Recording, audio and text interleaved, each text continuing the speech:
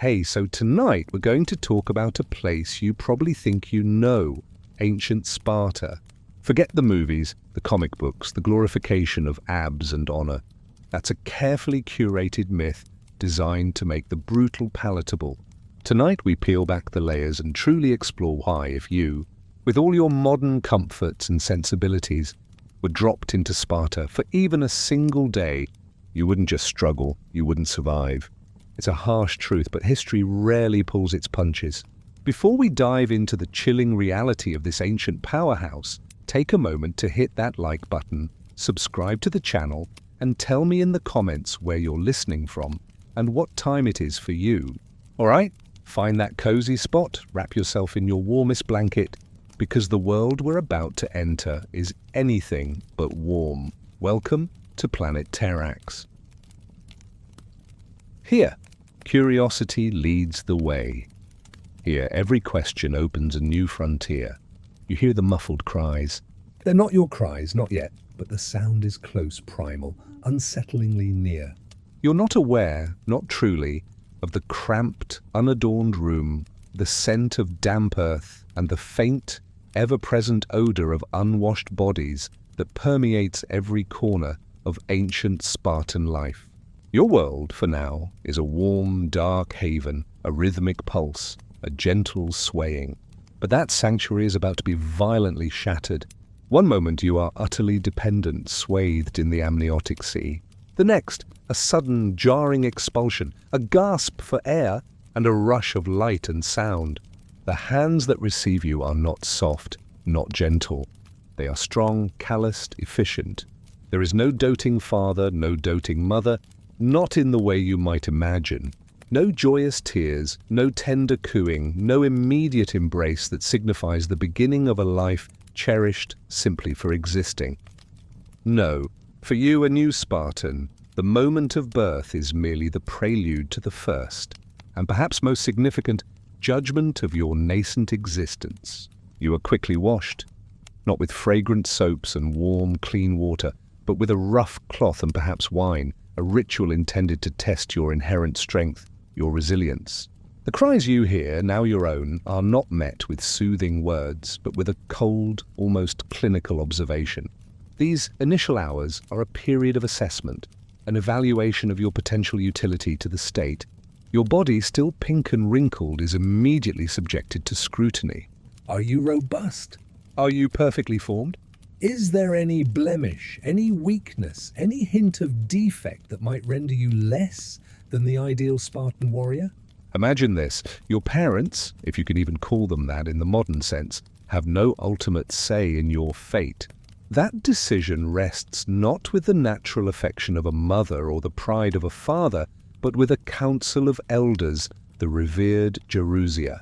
These are old men, their faces etched with the relentless hardships of Spartan life, their eyes sharp with years of judging, of upholding the unyielding laws of Lycurgus. They don't know you, don't care for you as an individual. You are simply a potential resource, a cog in the grand, formidable machine that is Sparta. You are taken, soon after birth, perhaps by the midwife or a designated relative, to the Lesher, a public meeting place, a stark, open-air assembly point where the elders gather. The journey itself is a harsh introduction to the world outside the womb. No plush car seat, no climate-controlled carriage, no soft blankets. You are carried, probably wrapped in a simple, coarse cloth, exposed to the biting wind or the searing sun. The raw elements testing your fragile constitution even before the elders cast their gaze upon you. When you arrive, imagine the scene. A circle of grave, silent men, their expressions unreadable, their judgment absolute. They don't smile. They don't offer comforting words. They inspect you. Their hands, gnarled and powerful, might prod your tiny limbs, check the alignment of your spine, the clarity of your eyes, the strength of your cries. They are looking for perfection, for the raw material of a soldier. Any perceived flaw, any physical weakness, any sign that you might not grow into a formidable, unyielding warrior seals your fate. And what is that fate? Not a lifetime of care, not a search for specialized medical attention, not a childhood of gentle nurturing to overcome your challenges. No, if you are deemed unfit, if you do not meet their exacting standards, you are immediately condemned. There is no appeal, no second opinion, no plea for mercy.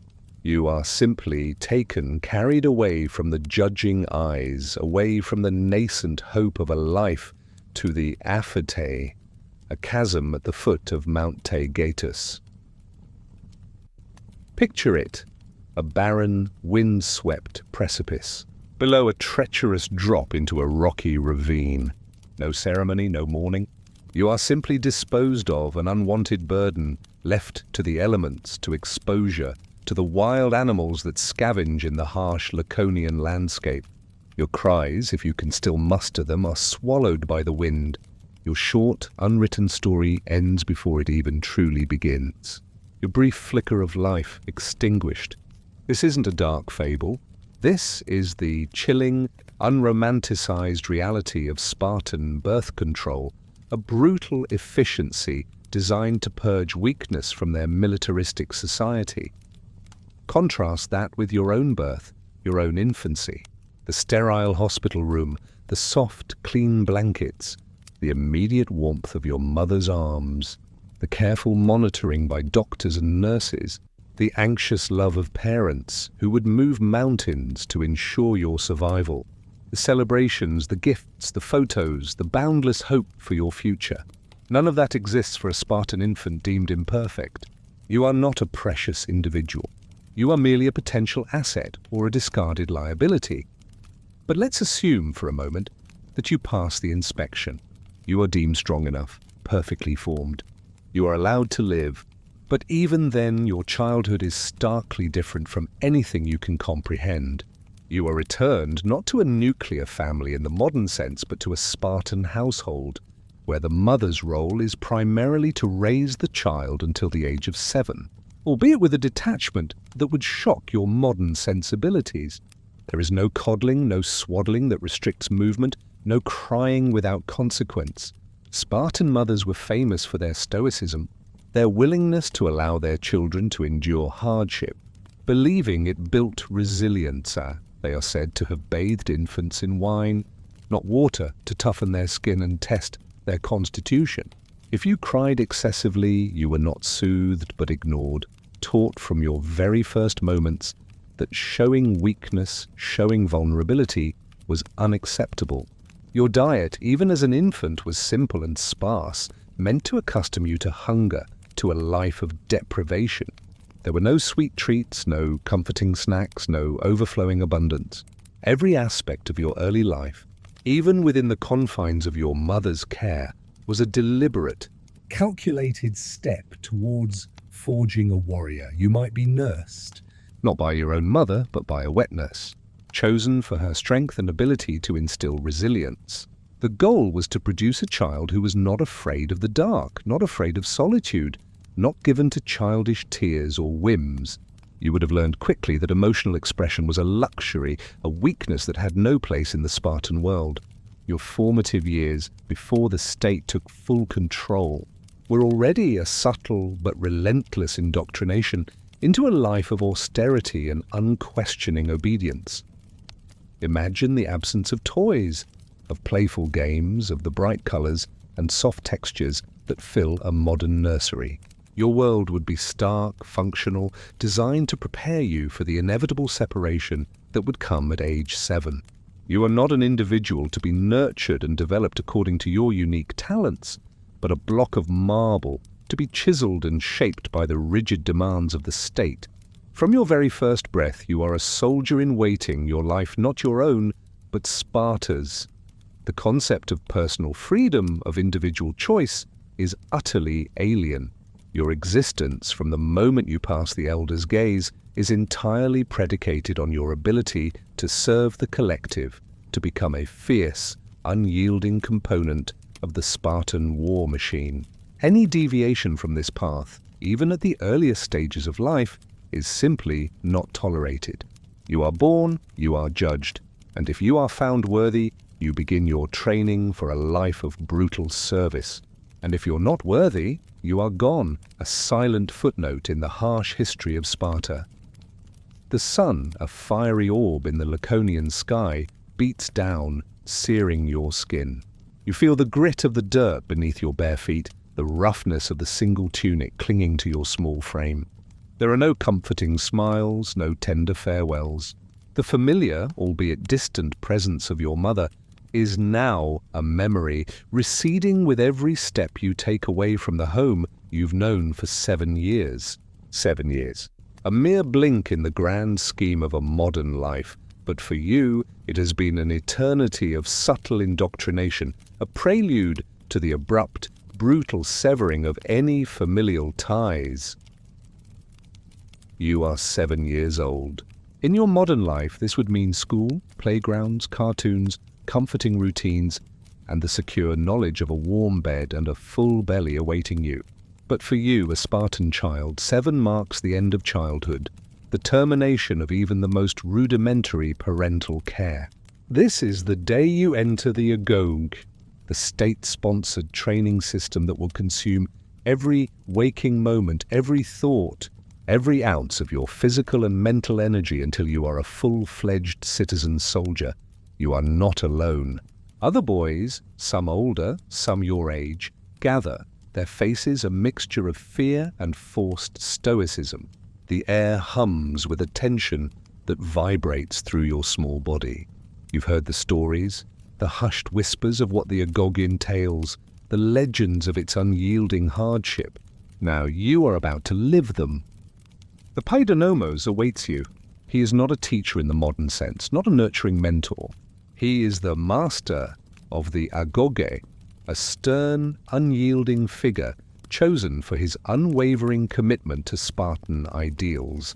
His authority is absolute, his methods brutal, his purpose singular, to break you down and then rebuild you into a loyal, fearless, and utterly obedient instrument of the state. He carries a whip, not as a symbol, but as a frequently used tool of discipline, and you will feel it sting many times. You are assigned to an isle, a company of boys, typically 15 strong, under the command of an older boy, an iron, usually around 20 years old. This isn't a friendship group.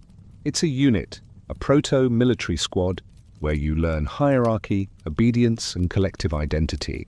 Your individuality, your unique quirks, your personal desires, they are all systematically stripped away. You are no longer just you. You are a Spartan in training, a faceless part of a greater whole. Your new home is the barracks. Imagine a space utterly devoid of comfort. No soft bed, no personal belongings beyond the threadbare tunic on your back. The floor is hard-packed earth or rough stone. The air is often cold, damp, or stiflingly hot, depending on the season. You sleep on a bed of reeds gathered by your own hands from the Eurotas River. Picture the sharp, dry stalks poking into your tender skin, providing minimal cushioning against the unyielding ground. There are no pillows, no blankets, no privacy. You are constantly exposed, constantly observed. The moment you awaken, the training begins. There's no gentle alarm, no leisurely breakfast. You are roused before dawn, often by the harsh shouts of an iron or the sharp crack of a whip against the ground. Your body, already aching from the previous day's exertions, responds with a jolt of adrenaline. There is no time for grogginess, no allowance for youthful laziness. Your clothing is minimal, a single, thin tunic. No matter the weather, summer or winter, this is your attire. You are deliberately left barefoot. Picture the sharp stones, the thorny bushes, the uneven, unforgiving terrain that you must traverse daily. Your feet, once soft and protected, quickly become calloused, toughened, scarred.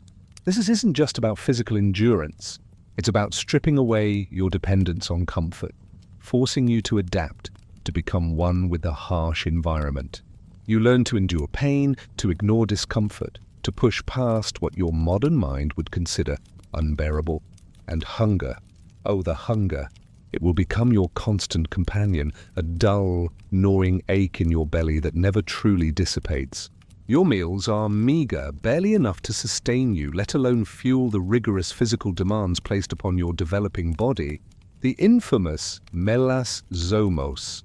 The black broth, a concoction of boiled pig's blood, vinegar and salt, with a few tough scraps of meat, is your staple. Imagine its metallic, vinegary taste, its thin, gritty texture. Your modern palate, accustomed to an abundance of flavors and spices, would revolt. But here, you eat it every drop, or you go hungry. And going hungry means weakness, and weakness means punishment. This enforced scarcity is deliberate, designed to teach you to endure privation, to make you resourceful, and to encourage you to steal food if necessary. But only if you aren't caught. Getting caught means a severe beating, not for the theft itself, but for your incompetence in getting caught. Your days are a relentless cycle of physical exertion. Running, jumping, wrestling, throwing, mock combat. You are constantly pushed to your physical limits, and then beyond. There are no breaks, no periods of rest that aren't earned through sheer exhaustion. Your muscles ache, your lungs burn, your limbs tremble with fatigue, but you keep going. To falter, to complain, to show any sign of weakness is to invite the whip, the scorn of your iron, and the contempt of your peers. This isn't just about physical prowess. The agoge is also a system of psychological conditioning. You are taught to be utterly obedient, to follow commands without question, to never challenge authority.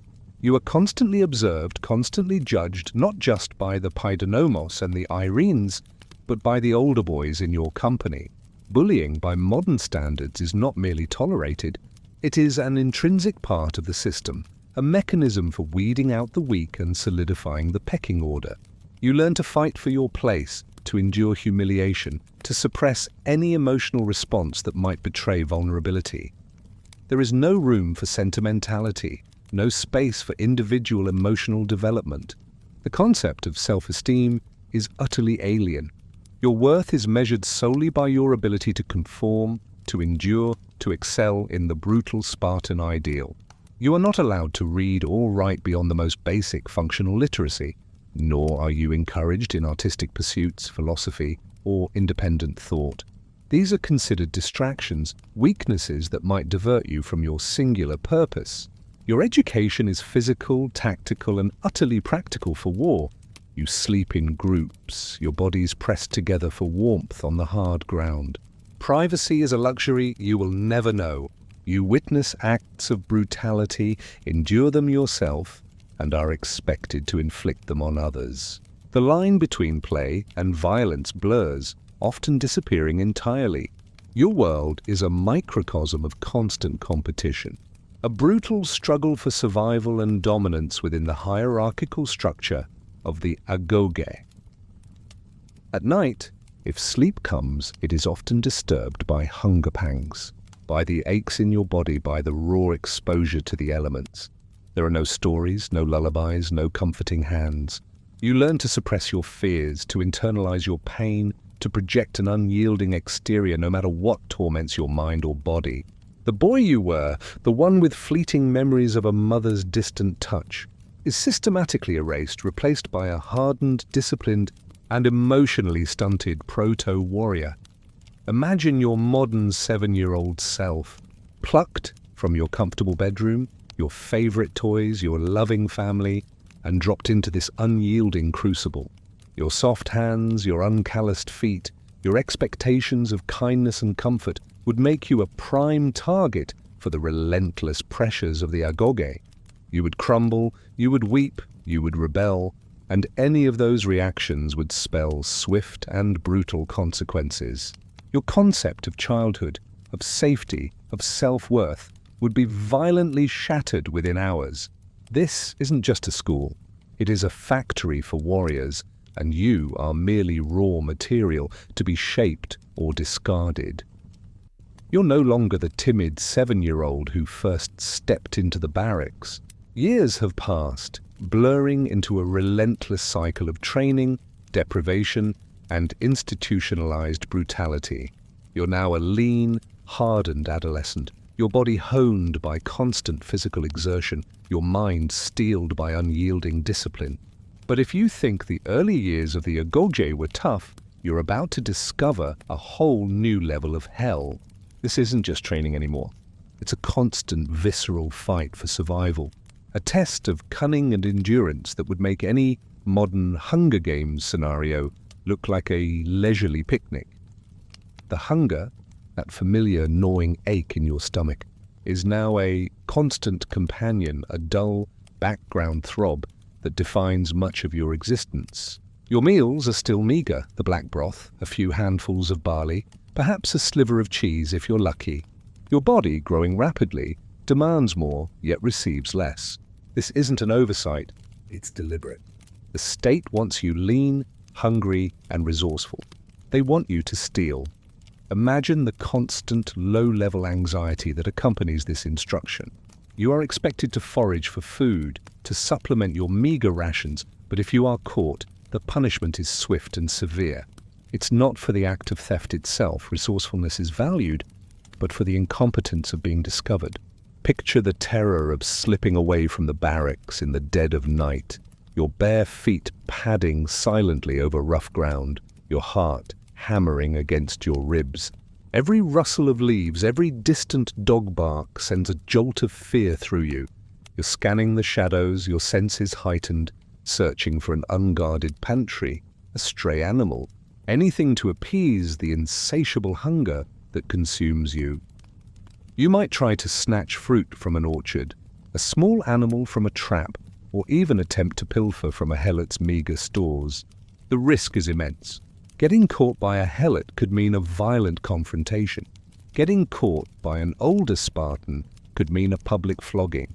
Imagine the shame, the physical pain of the whip lashing across your back, leaving angry welts, not because you stole, but because you were seen stealing.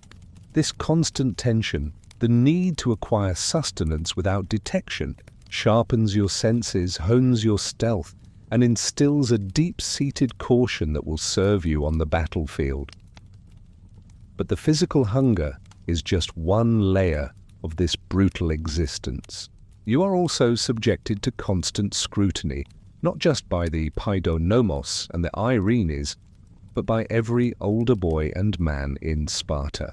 They observe your every move, listen to your every word, watching for any sign of weakness, any deviation from the prescribed Spartan ideal. There is no personal space, no privacy, no sanctuary from these watchful eyes. Your life is an open book for inspection. When you eat, how you train, your demeanor in the barracks, your responses to commands, everything is a test. You learn to cultivate an expression of unwavering stoicism to mask any pain, fear, or doubt. Imagine the sheer mental exhaustion of living under such perpetual surveillance, where a momentary lapse, a sigh, a stumble could invite harsh correction. The lack of privacy extends to all aspects of your life. You sleep communally, train communally, eat communally. There are no private thoughts, no secret moments. Your body is not your own. It is a tool of the state to be trained, hardened, and made ready for war. This institutionalized lack of privacy strips away any notion of self, replacing it with a collective identity. You are not you with unique desires and thoughts.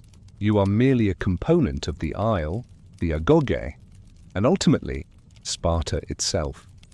Now we must confront a darker, often glossed over aspect of the agoge, the institutionalized pederasty, and the potential for sexual abuse. While ancient sources sometimes frame these relationships as a form of mentorship, where an older, experienced warrior, the Erastes, would guide a younger boy, the Eromenos, the reality was far more complex and, by modern standards, deeply problematic. Imagine yourself as a young adolescent, starved for affection, for guidance, for any form of warmth in the cold, brutal world of the barracks. An older boy or even a full-grown man singles you out. He might offer a small kindness, a word of encouragement, a slight reprieve from the usual harshness. To your developing mind, craving any form of connection, this might feel like a lifeline. But the expectation, unspoken yet pervasive, is that this mentorship comes with a physical component.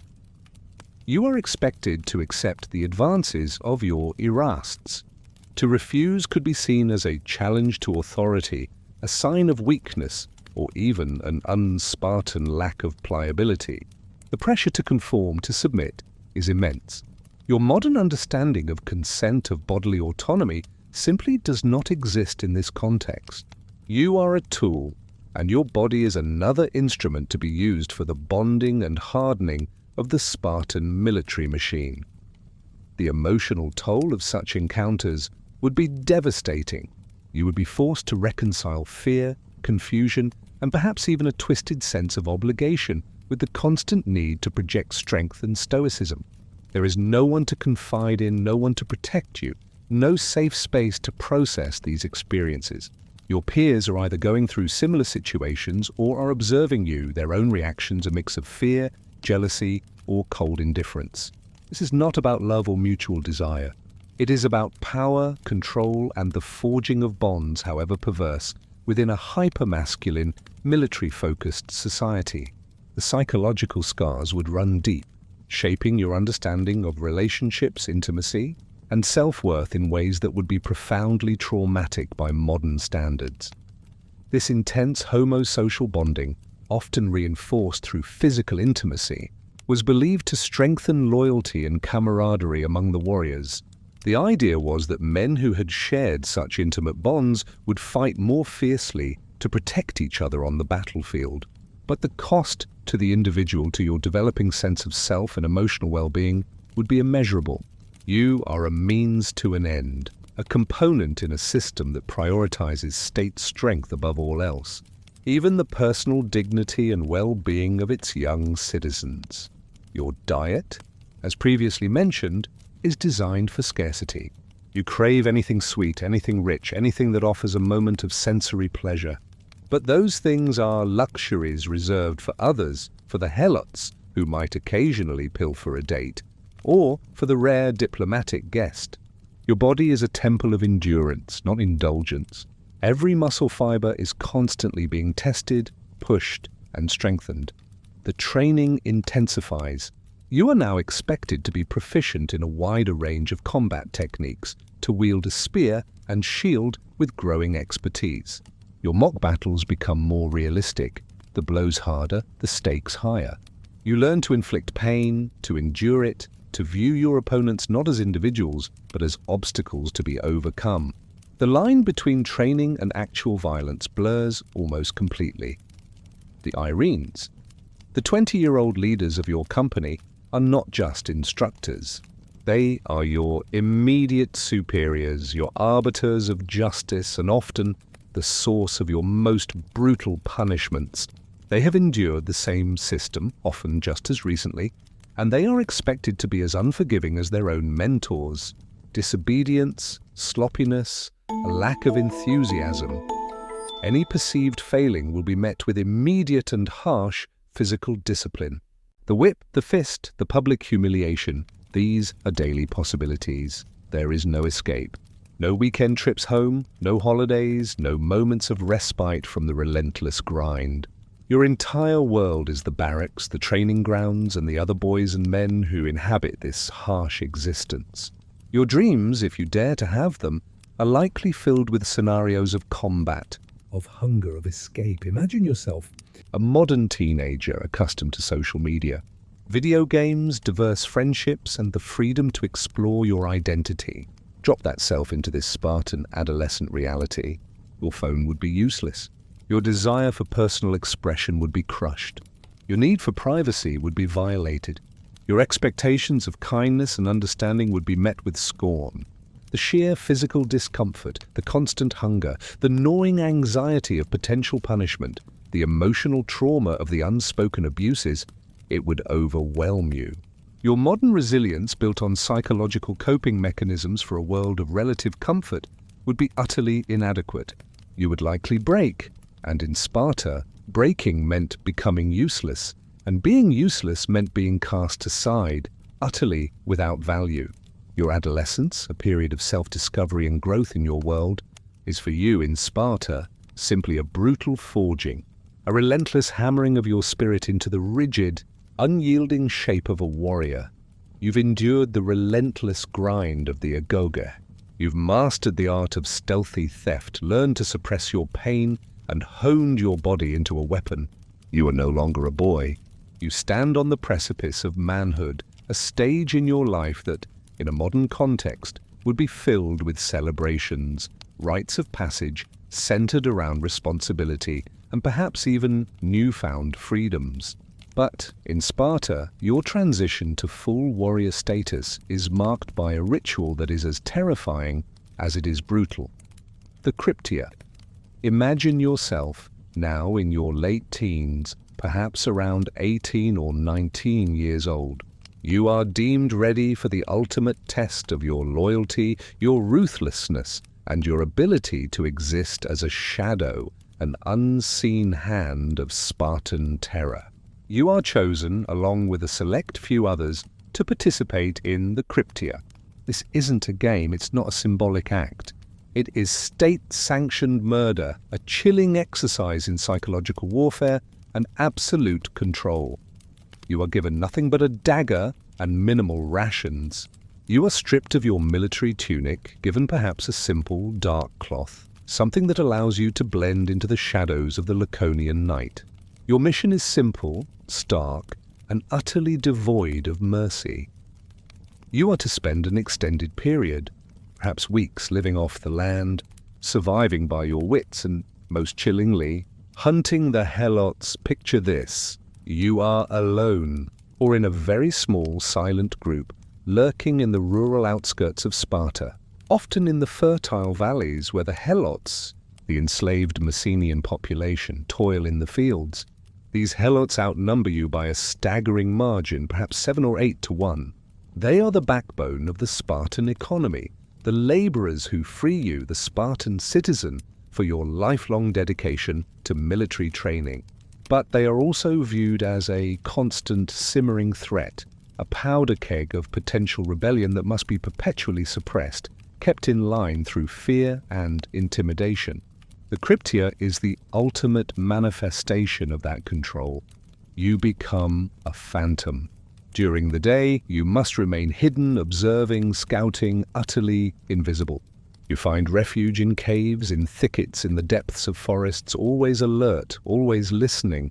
Every rustle of leaves, every distant voice, every shadow could mean detection, and detection could mean failure, or worse, capture by enraged helots. You eat what you can scavenge, wild berries, roots, perhaps a small animal if you are skilled enough to trap it. The hunger you've known since childhood is intensified, now coupled with the ever-present threat of exposure. As night falls, a primal shift occurs within you. The darkness, which might bring comfort and sleep to a modern person, becomes your hunting ground. You emerge from your hiding place, moving silently, your senses heightened by the adrenaline coursing through your veins. Your target, any helot you encounter who is away from the relative safety of their village or settlement. Imagine seeing a helot, perhaps a man or a woman, returning late from the fields, or a small group gathered around a meager fire, oblivious to your presence. There is no challenge, no warning, no fair fight. Your training has stripped you of any vestige of empathy, replacing it with a cold, calculated efficiency. You strike from the shadows swiftly, brutally. The dagger, your only tool, is plunged into flesh, silencing any cries before they can even fully form. You are taught to kill them, not in open warfare, not in a declared conflict, but in the dark, stealthily, as a terror mechanism. This isn't about self-defense. It's about making an example, sending a message to the helot population that no one is safe, that constant surveillance and brutal punishment await any hint of insubordination. The act is not personal, yet it is profoundly visceral. The warmth of the body, the rush of blood, the cessation of life, these are the grim realities you are forced to confront, to internalize. The psychological toll of this would be immense. For a modern person, taking a life, especially in such a premeditated and brutal manner, would lead to severe trauma. a lifetime of guilt and profound psychological distress. But you, a Spartan in training, are expected to suppress these reactions. You are conditioned to view helots not as fellow human beings, but as a dangerous, subhuman threat, mere obstacles to the stability of the Spartan state. Any nascent compassion, any flicker of empathy is a weakness that must be ruthlessly extinguished. You perform the kill, then you vanish back into the night, leaving no trace, no witness. You are a ghost, a nightmare made flesh. The secrecy surrounding the Cryptia is absolute. It is a clandestine operation, officially unsanctioned but implicitly approved by the state.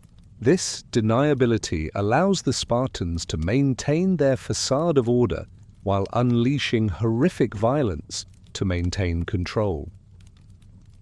The Cryptia is not just about killing, it's about mental fortitude. It teaches you to operate under extreme duress, to make life or death decisions in an instant, to be completely self-reliant in hostile territory. It hardens your spirit, extinguishing any remaining vestiges of youthful innocence or tenderness.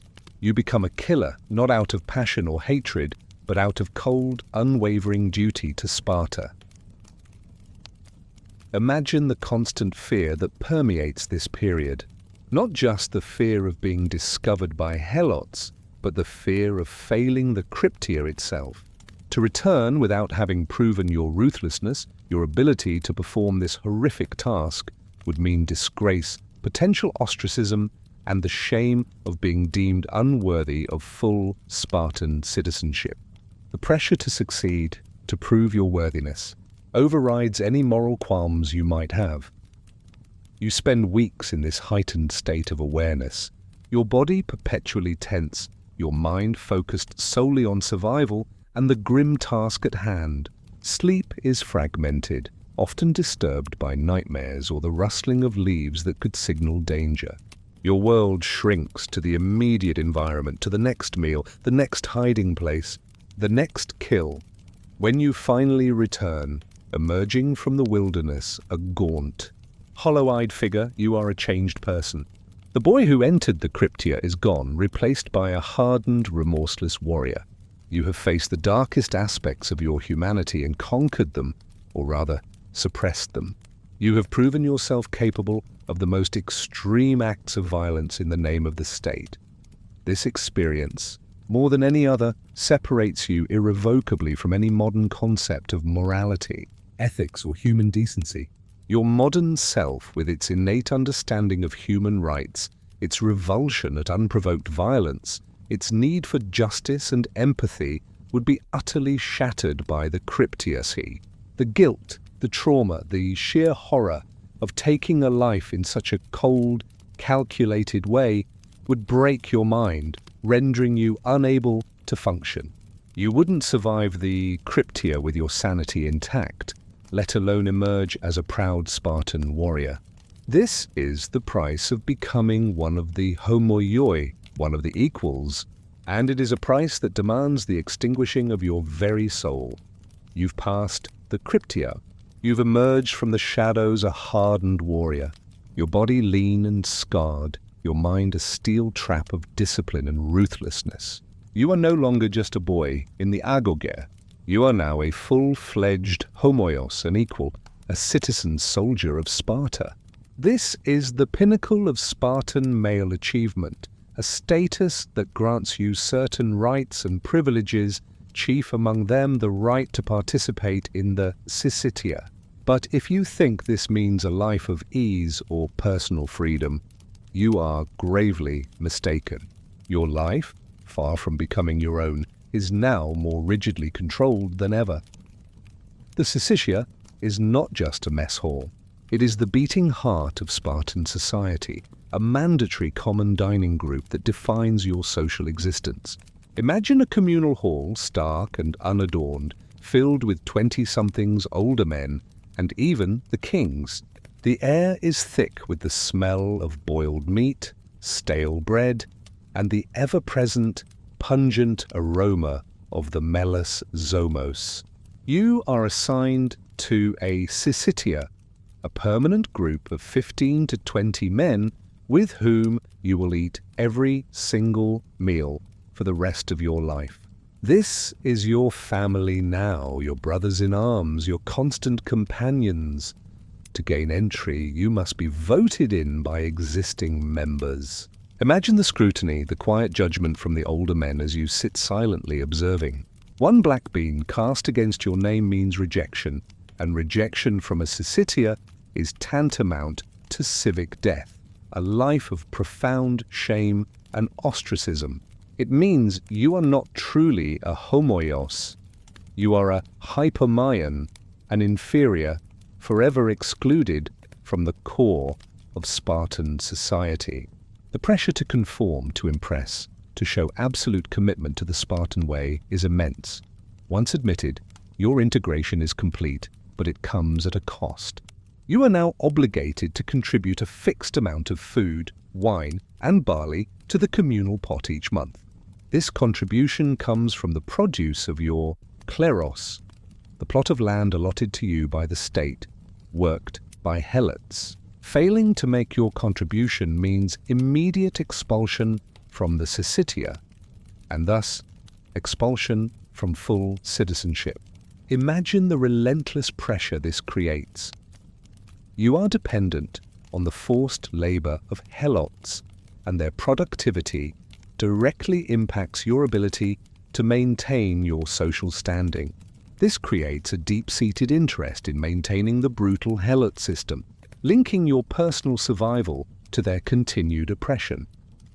The meals themselves are a continuation of the austerity you've known since childhood. The black broth remains a staple. Picture yourself sitting on a hard wooden bench, elbows bumping against your comrades, slurping down the bitter metallic liquid. There is no conversation about personal matters, no light-hearted banter, no discussion of individual desires. The talk is of war, of tactics, of physical prowess, of duty to Sparta. Jokes are often sharp, critical, designed to humble anyone who might be growing too proud. This constant leveling mechanism ensures that no individual rises too far above the collective. Your days are still largely consumed by military drills. Even as a full citizen, your training never truly ends. You engage in mock battles, forced marches, weapons practice with deadly seriousness. The spear, the shield, the short sword, these are extensions of your body. You spend hours under the scorching sun or in the biting cold, perfecting formations, executing complex maneuvers, honing your skills to a razor's edge. Your body, already a finely tuned instrument of war, is continuously refined, pushed to its physical peak. Imagine the sheer monotony, the relentless repetition, but also the profound sense of purpose. Every swing of your sword, every thrust of your spear, every step in formation is for Sparta, for the preservation of your way of life. There is no doubt, no questioning of your purpose. You are a soldier, first and foremost, and everything else is secondary. Personal wealth is a concept that barely exists for you. The state discourages it, viewing it as a corrupting influence. Your kleros provides your basic needs, but you cannot accumulate riches in the way a modern person might. There is no elegant furniture, no fine clothing, no elaborate jewelry. Your home, if you even have one separate from the barracks, is simple, unadorned, functional. Luxury is considered a weakness, an indulgence that would detract from your warrior spirit. You are expected to live a life of stark simplicity, free from the distractions of material possessions. Imagine walking through your daily life, seeing no grand houses filled with art, no bustling marketplaces overflowing with exotic goods, as in Athens, no public displays of wealth. Your world is one of uniformity, where every citizen soldier lives essentially the same austere existence. This deliberate lack of personal wealth prevents the emergence of economic inequalities that might divide the citizen body, fostering a powerful sense of unity and shared purpose among the homoioi. The collective identity is paramount.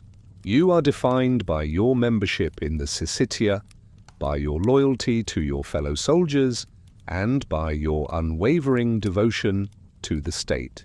Individual expression, personal ambition beyond military excellence, and unique talents are suppressed. Your worth is measured by your contribution to the collective, by your willingness to sacrifice your own desires for the good of Sparta. Imagine the psychological impact of this constant immersion in a collective identity. There is no space for introspection, no time for quiet contemplation of your own thoughts or feelings. Your emotions are tightly controlled, your personal needs sublimated to the demands of the group. Any display of individualism, any hint of rebellion against the prescribed norms would be met with immediate social pressure, ridicule, or worse. The fear of shame, the dread of being ostracized, is a powerful motivator, ensuring conformity. Even your marriage, if you choose to take a wife, and this is encouraged to produce more warriors for the state, is not a typical affair. You would likely continue to spend most of your time in the barracks and the Syssitia, only visiting your wife stealthily at night, almost as if you were stealing away. The purpose of marriage is procreation, not romantic companionship. The bonds of the Syssitia are often stronger than familial ties, reinforcing the state's primacy over individual relationships. Your entire existence is interwoven with the lives of your fellow soldiers. You train together, eat together, live together, and will eventually fight and die together. This creates an incredibly powerful sense of camaraderie, a bond forged in shared hardship and unwavering loyalty. On the battlefield, this translates into an almost unbreakable unity, where each man trusts the one next to him implicitly, knowing they have endured the same trials, shared the same meager meals, and committed their lives to the same cause. But for your modern self, accustomed to personal freedom, to individual pursuits, to the ability to choose your friends and family, to cultivate unique interests and hobbies, this would be an unbearable existence. The lack of privacy, the constant scrutiny, the suppression of personal desire, the sheer monotony of the daily routine, and the complete absence of intellectual or artistic stimulation would suffocate your spirit. You would crave solitude, personal expression, and the simple joy of a meal chosen by you, eaten in peace. But in the Syssitia, you are merely a component, an interchangeable part of the Spartan machine, destined to live and die for the collective, with no room for the rich, complex tapestry of a modern individual life. This is the ultimate price of being an equal in Sparta. The extinguishing of your own unique identity. You wake, not to the gentle chirping of birds or the soft glow of a bedside lamp, but to the familiar, low hum of anxiety that underpins all Spartan life. It's a constant, visceral awareness, a psychological burden that never truly lifts. This isn't the anxiety of a modern workplace or financial stress. It's the pervasive, existential fear of an entire enslaved population that far outnumbers you, living just beyond your tightly controlled walls, simmering with resentment and the potential for explosive rebellion. You live every single day on a powder keg, and the helots are the fuse. Imagine the sheer numerical disparity. For every Spartan citizen soldier, there are perhaps 7 or 8 helots, possibly more. These aren't just household slaves. They are the entire agricultural workforce of Laconia and Messenia, bound to the land, owned by the state, and parceled out to individual Spartan kleroi. They cultivate your food, tend your livestock, provide the economic foundation that allows you to dedicate your entire life to military training. But their forced labor comes at a terrifying cost, their deep-seated, simmering hatred for their oppressors. This threat is not abstract. It is palpable. You see helots daily working the fields surrounding your barracks or your meager home. You hear their hushed conversations, their movements in the distance. Every one of them represents a potential enemy, a potential participant in an uprising that could, overnight, wipe out the entire Spartan citizen body. This constant internal threat shapes every aspect of Spartan society. Every law, every training regime, every personal interaction, the brutal reality of the cryptia, which you yourself endured, is a direct response to this fear. It's not just a rite of passage. It's a systematic terror campaign. Imagine the psychological effect of knowing that at any given moment, silently, invisibly, a Spartan youth might be hunting down a helot, executing them under the cover of darkness. This creates a pervasive atmosphere of fear among the helot population, designed to crush any spark of rebellion before it can ignite. But it also hardens your own heart, forcing you to view these people not as fellow humans, but as a dangerous, subhuman mass that must be controlled through extreme violence. The mere act of walking through the fields where helots toil is an exercise in hyper-vigilance. You learn to read their expressions, to listen for subtle shifts in their voices, to anticipate any sign of unrest. Your hand is never far from your dagger, your sense is always attuned to potential danger. You are taught to be merciless, to react with overwhelming force at the slightest provocation. For any act of defiance from a helot must be met with swift, brutal, and public punishment to maintain the fragile order. There are public rituals of humiliation and abuse, designed to reinforce the helot's subordinate status. You might witness an iron or an older Spartan citizen flogging a helot for a minor transgression, or even for no reason at all, simply to remind them of their place. You are expected to participate in these rituals, or at least to show no sympathy.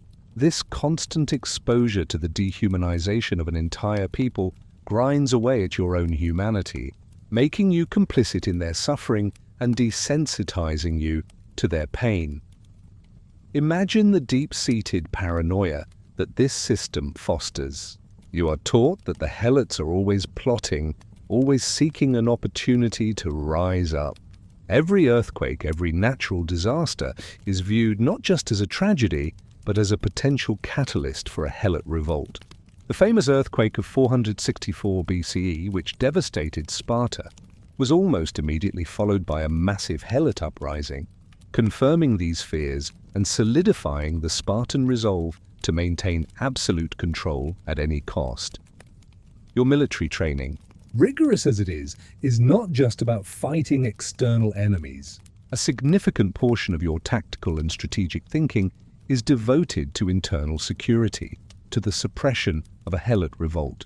You are constantly drilling for scenarios where you might have to deploy against a domestic enemy, an enemy whose very presence forms the bedrock of your society. This adds a layer of complexity and constant readiness to your military life that few other Greek city-states experienced. The Syssitia, your communal dining group, also plays a role in this. Discussions about helot management, about potential threats, about the need for constant vigilance would be common. Older men, seasoned warriors, would share stories, reinforcing the collective paranoia and the necessity of their brutal system.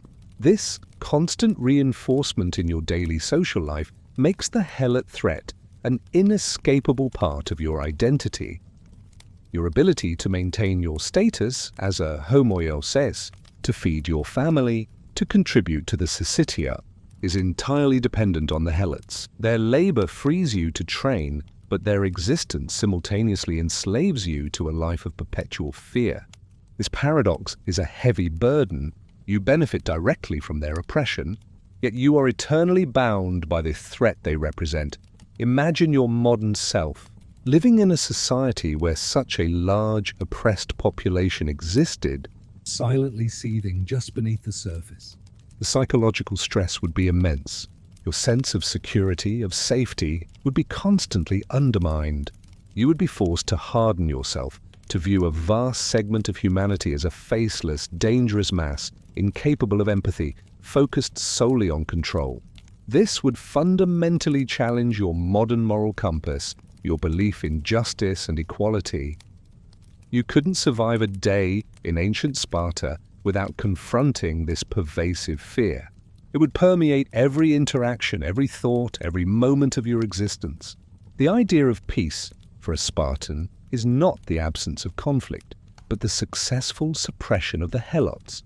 Your entire society is built on a foundation of terror, and you, as a Spartan citizen soldier, are an integral part of maintaining that terror.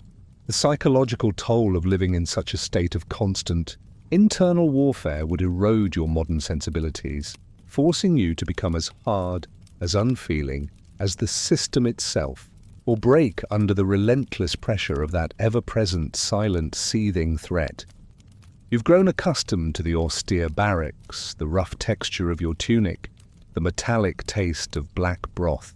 But there's another layer of Spartan life that would utterly confound your modern sensibilities, a stark contrast to the consumer-driven world you inhabit, the Spartan economy, or rather, the deliberate lack of one in the way you understand it.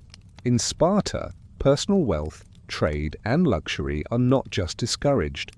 They are systematically suppressed, considered corrosive to the warrior ethos. Imagine waking up in a world where your concept of money is practically non-existent. Forget credit cards, cash, online banking, or even the shimmering coins you're used to. Sparta famously used iron spits called pellinors, or oboloi, as currency. Picture these clumsy, heavy rods of iron, dulled by time and use, practically worthless as a medium of exchange outside Sparta. They were deliberately made cumbersome and low in intrinsic value, precisely to discourage trade, accumulation of wealth, and foreign influence. Your modern self, accustomed to the ease of transactions, the endless array of goods and services available at your fingertips, would find this utterly baffling. There are no bustling markets filled with exotic spices, fine textiles, or intricate pottery. There are no merchants hawking their wares, no craftspeople displaying their artistry for sale. The Spartan economy is a closed system, designed to meet only the most basic needs of the citizen soldiers and to ensure their unwavering focus on military training. This means no personal land ownership in the way you understand it.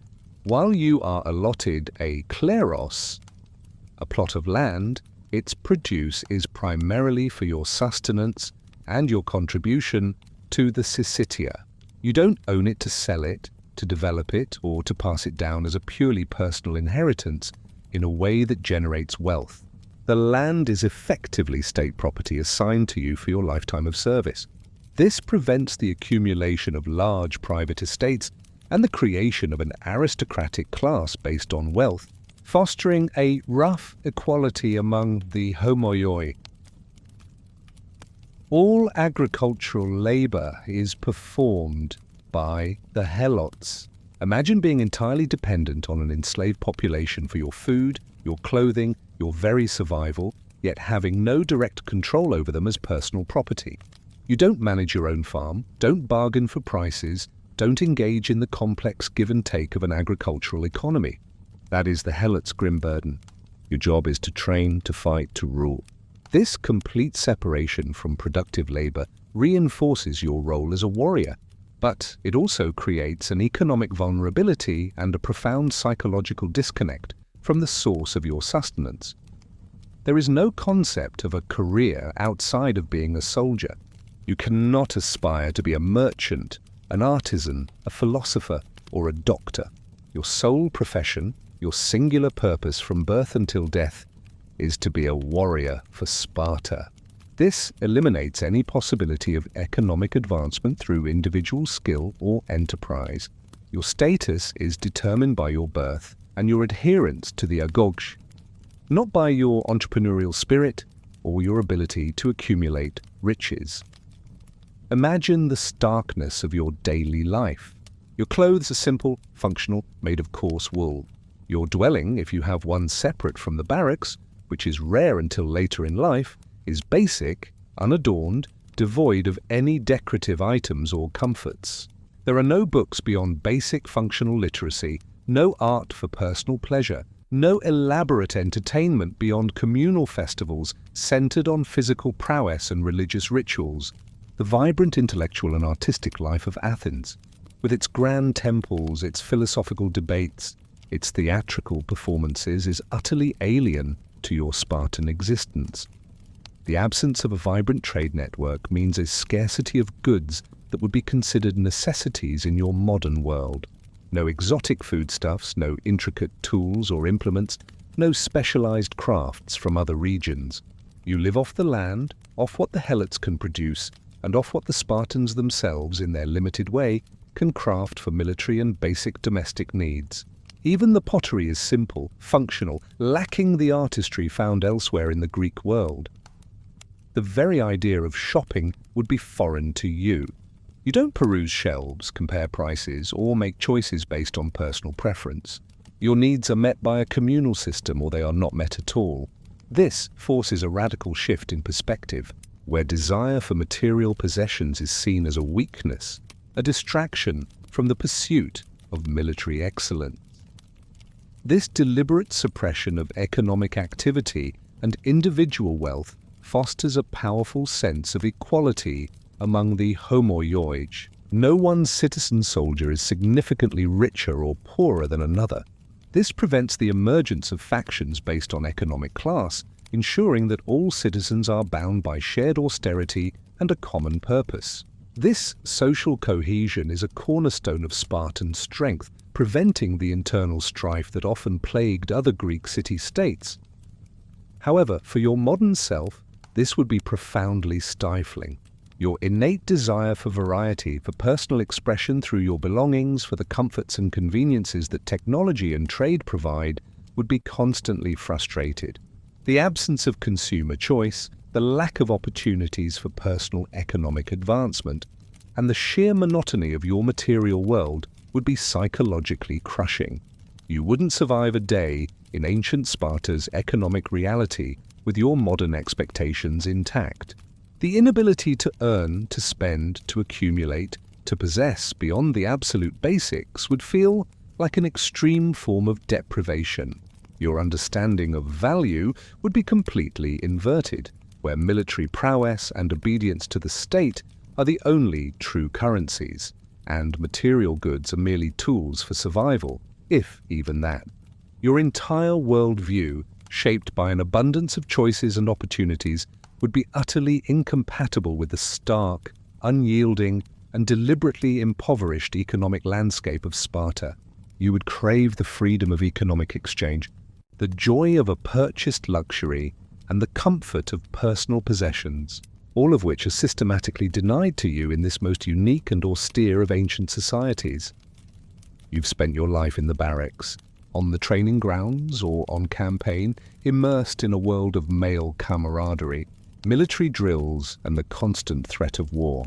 But there is another, equally rigorous and demanding side to Spartan society, one that often gets overlooked in the grand narratives of warrior culture: the role of Spartan women. Forget the docile, veiled figures of other Greek city-states. Spartan women are a breed apart, tough, independent, and utterly essential to the functioning of their unique society.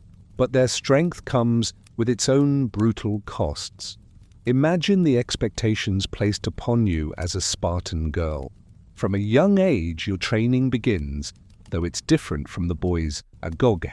You are not expected to fight on the battlefield, but you are expected to be physically strong, resilient, and capable of managing the Spartan estates in the absence of the men. Picture yourself, a young girl, engaging in athletics, running, wrestling, throwing the discus and javelin. You wear short tunics, far more revealing than women in other Greek states, your limbs strong and toned from constant exercise.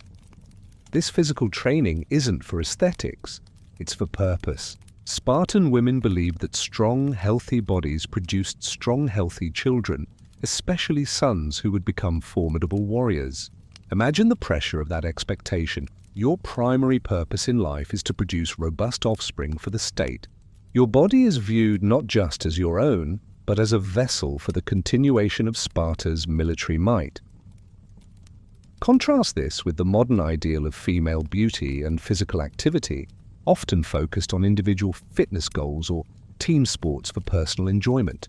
For you, a Spartan woman, every physical exertion, every race won, every muscle gained, is a contribution to the state, a preparation for the immense physical challenge of childbirth. You live a life of relative freedom compared to other Greek women. You are allowed to move about the city freely, to engage in public discourse, to express your opinions with a bluntness that would shock a polite Athenian lady. You are taught to be educated, to think clearly, and to speak concisely. The famous Laconian phrase, born of Spartan men, was embraced by Spartan women as well. Imagine the intellectual stimulation, the ability to engage in spirited debate, something utterly denied to women in most other ancient societies. But this freedom comes with a profound detachment from your own children. Imagine giving birth, enduring the immense pain, and then at the tender age of 7, your son is taken from you to begin the agoge. There are no tearful goodbyes, no lingering hugs, no weekly visits to check on his well-being. You are expected to be stoic, to embrace this separation as a necessary sacrifice for the state. Your maternal bond, which in modern society is often considered the strongest of human connections, is systematically severed and suppressed. Your famous retort, when handing your son his shield before battle, with it or on it, perfectly encapsulates this brutal detachment. You are not wishing him safety or a quick return. You are demanding he return victorious with his shield, or dead upon it, but never in disgrace having abandoned it. Imagine the profound emotional conditioning required to speak such words to your own child, prioritizing the state's honor over your son's life. Your modern heart, full of protective parental love, would be utterly incapable of such a chilling sentiment. As a Spartan woman, you wield significant influence within the household and the broader community, especially since the men are constantly away training or fighting. You manage the kleros, overseeing the helots who work your land. This requires considerable administrative skill, shrewd judgment, and an unwavering assertiveness. Imagine the power you hold over these enslaved people, a power that, in other societies, would typically be reserved for men. You are the mistress of the estate, making decisions, enforcing discipline, ensuring the constant flow of provisions for your family and your husband's syssitia. This practical experience gives you a level of independence and authority unparalleled in the ancient world. You are not confined to the gyneceum, the women's quarters, as Athenian women were. You walk with purpose, your head held high, your presence respected, even feared. You hold property rights, an extraordinary privilege for women in antiquity. You can inherit land, manage wealth, and engage in legal matters independently, becoming a powerful economic force within Sparta. However, this independence is framed entirely within the context of Spartan society's ultimate goal, military strength. Your influence, your property, your very existence are all in service of creating and sustaining the warrior class. You are not a free agent pursuing individual goals. You are a vital, indispensable cog in the Spartan machine, albeit a powerful one. Imagine the unique pressures of being a Spartan wife. Your husband is rarely home, spending his nights in the barracks or with his syssitia. Your marriage is often one of convenience, arranged for political or eugenic reasons rather than romantic love. The bond with your husband is secondary to his bond with his fellow soldiers and his loyalty to the state. Even sexual relations are often considered a means to an end, procreation, and are not necessarily imbued with emotional intimacy. There are also instances, encouraged by the state, of polyandry or wife-sharing, where a barren wife might be given to another man to produce children, or a man might loan his wife to a younger promising warrior who needed heirs. Imagine the challenge to your modern concept of monogamy, of personal fidelity, of romantic love. These practices, designed to ensure a constant supply of healthy Spartan citizens, would utterly dismantle your understanding of family, marriage, and partnership. So, while Spartan women enjoyed an unparalleled level of freedom, property rights, and public influence compared to their Greek counterparts, their lives were far from idyllic by modern standards. You would be expected to suppress your emotions, to endure the painful separation from your children, to manage a demanding estate, and to place the needs of the state above all personal desires, even those related to love and family, your modern self, with its expectation of emotional support, romantic partnership, personal choice in child rearing, and individual self-fulfillment, would find this existence a profound test of your emotional and psychological resilience. You would be a strong woman, yes.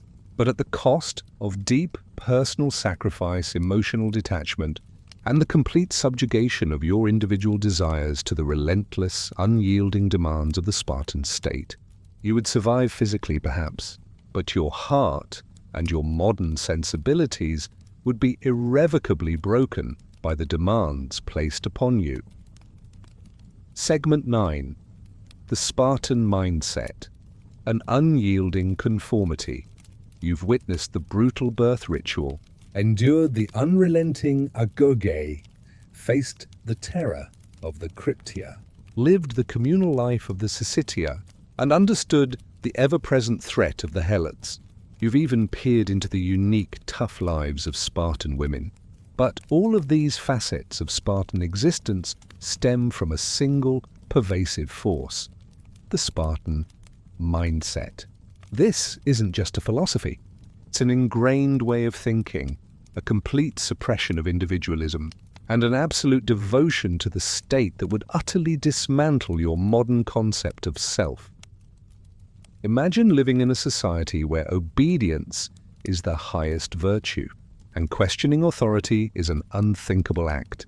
From the moment you enter the agoge at age 7, you are systematically conditioned to follow orders without hesitation, to never challenge the wisdom of your superiors, and to suppress any independent thought that might deviate from the prescribed norm. Your modern self, accustomed to critical thinking, to questioning, to debating ideas, would find this intellectual straitjacket utterly suffocating. The concept of personal freedom, of individual rights, is utterly alien. your life, your body, your very will belongs to Sparta. You are not an autonomous agent. You are a component, a tool in the grand machine of the state. Your desires, your aspirations, your dreams, and they are all secondary to the needs of the collective. This isn't a choice. It's an absolute, undeniable reality woven into the fabric of your existence. Shame is the most powerful motivator, far more terrifying than physical pain. To be seen as weak, as cowardly, as disobedient, as anything less than the ideal Spartan citizen soldier is to invite social ostracism, public humiliation, and a life of utter disgrace.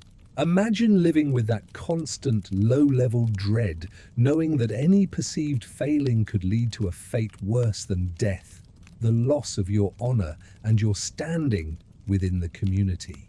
Your modern self, accustomed to self-acceptance, to celebrating individuality, to finding strength in vulnerability, would be utterly unprepared for this crushing weight of external judgment. There is no room for individualism, no space for unique expression. You wear the same simple clothes, eat the same meager food, live in the same unadorned barracks or homes. Your opinions are expected to align with the prevailing wisdom, your actions to conform to established norms. Any attempt to stand out, to be different, to express a personal flair would be seen as an act of defiance, a dangerous deviation from the collective identity. Imagine your modern self with its curated personal style, its unique hobbies, its distinct personality, being systematically stripped of all those identifiers, forced into a uniform mold. The famous Laconian phrase, the terse, pithy speech for which Spartans were renowned, is a perfect example of this mindset. Every word is chosen for its efficiency, its directness, its lack of emotional embellishment. There is no flowery language, no eloquent rhetoric, no philosophical meandering. Your speech is precise, functional, and devoid of personal sentiment. Imagine the psychological effort required to constantly filter your thoughts, to distill every statement into its most Spartan form, suppressing any urge for nuanced expression. Emotional suppression is key. From infancy, you are taught to endure pain without complaint, to face fear with stoicism, to control any outward display of emotion. Weeping, laughter, anger, joy, all are carefully moderated or hidden entirely. To show vulnerability is to show weakness, and weakness has no place in Sparta. Imagine living a life where your inner emotional world is constantly at war with your external, unyielding facade. Your modern self, which values emotional intelligence, healthy emotional expression, and the catharsis of shared feelings, would find this emotional barrenness utterly devastating. The entire society is structured around a constant struggle, a perpetual state of readiness for war, whether against external foes or the internal helot threat. There is no concept of permanent peace, no time for complacent relaxation. Life is a constant test, a relentless challenge to your physical and mental fortitude.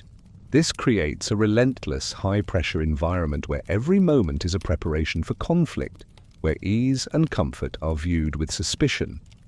Your identity is solely Spartan. You are defined by your citizenship, your military prowess, and your unwavering loyalty to the state. There is no room for hyphenated identities, no exploration of other cultures, no embrace of diversity. Your world is Sparta, and everything outside it is either a potential enemy or a source of disdain. Your modern self, which thrives on multiculturalism, global connectivity, and the celebration of different perspectives, would find this insular, xenophobic mindset deeply disturbing and creatively stifling. The ultimate devotion is to the state. You are taught that dying for Sparta is the highest honor, far more important than living a long, comfortable life. Your individual life is expendable. The survival of Sparta is paramount.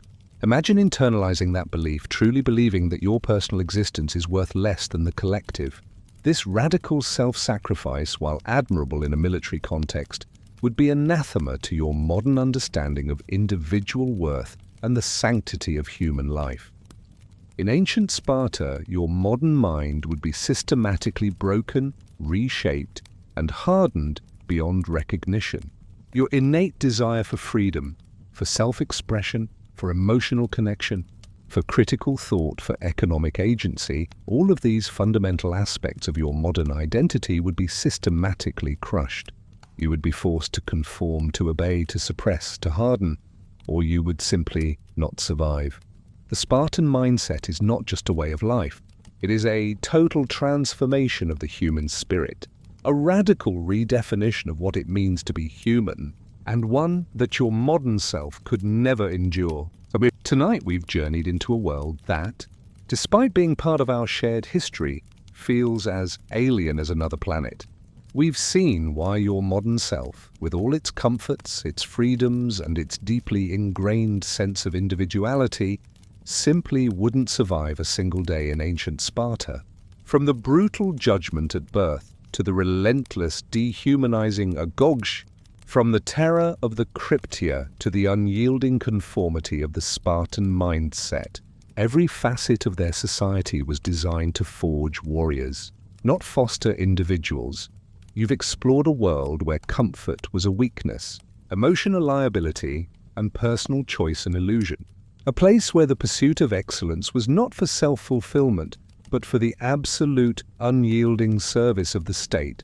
The sheer physical hardship, the constant hunger, the gnawing anxiety of the helot threat, and the systematic suppression of everything you hold dear as a modern person. Privacy, freedom, empathy, creativity would utterly break you. So, as you snuggle deeper into your warm bed, surrounded by the quiet hum of your modern life, take a moment to truly appreciate the world you inhabit. The freedom to choose, to express, to feel, to question, to aspire beyond the demands of a relentless state. The simple luxury of a hot meal, soft clothes, and a safe, peaceful night's sleep. These are not trivial things. They are treasures born of centuries of struggle, a stark contrast to the brutal reality of a society built entirely on the suppression of the individual. Remember the Spartans, not as glorified heroes, but as a chilling testament to the extremes humanity can reach when dedicated to a singular, unyielding purpose. Good night.